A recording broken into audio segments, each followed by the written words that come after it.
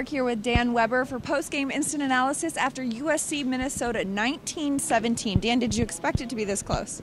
Not after you scored 19 in the first half. You probably don't expect to get shut out at home against Minnesota.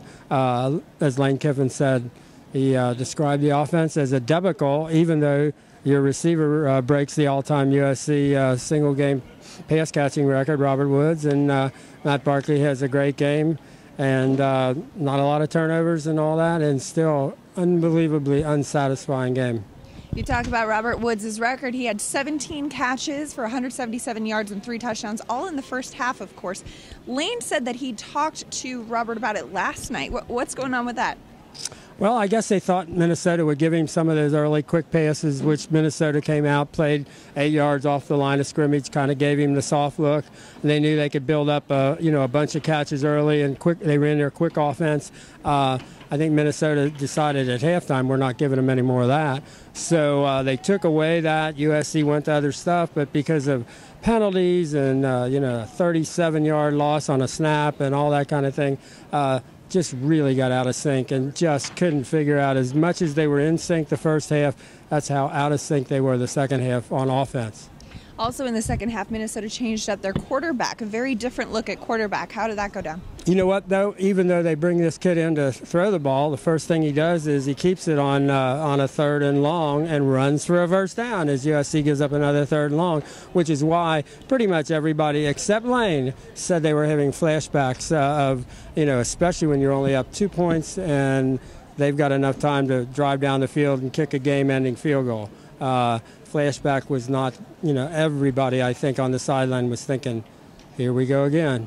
Here we go again, but Torrin Harris comes through with a minute left and an interception. Walk me through that play. Well, the difference, Torrin had kind of gotten torched a couple of earlier plays where he just didn't know where the ball was, didn't know where the receiver was, and when he found him, he couldn't tackle him.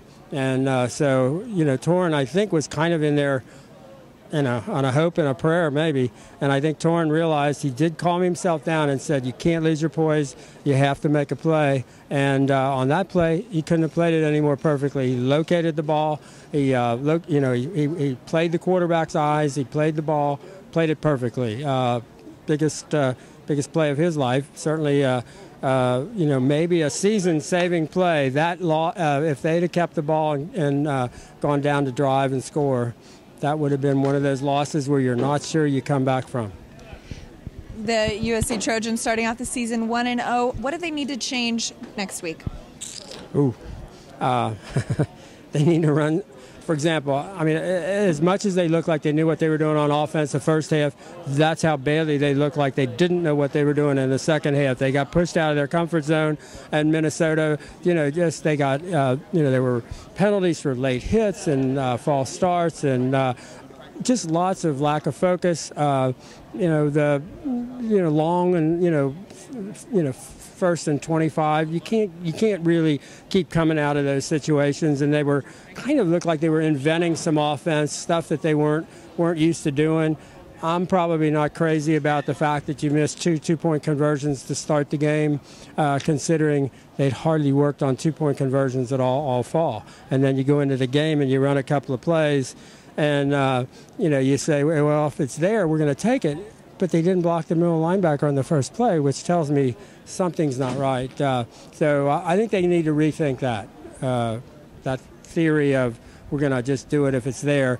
You have to be able to do it right. And I don't know that they got themselves to a place where they could run that 2-point conversion with some feeling of we're going to succeed at this. Well, John Baxter's tactics at it again. Thanks, Dan. With Dan Weber, I'm Madelyn Burke for USCFootball.com.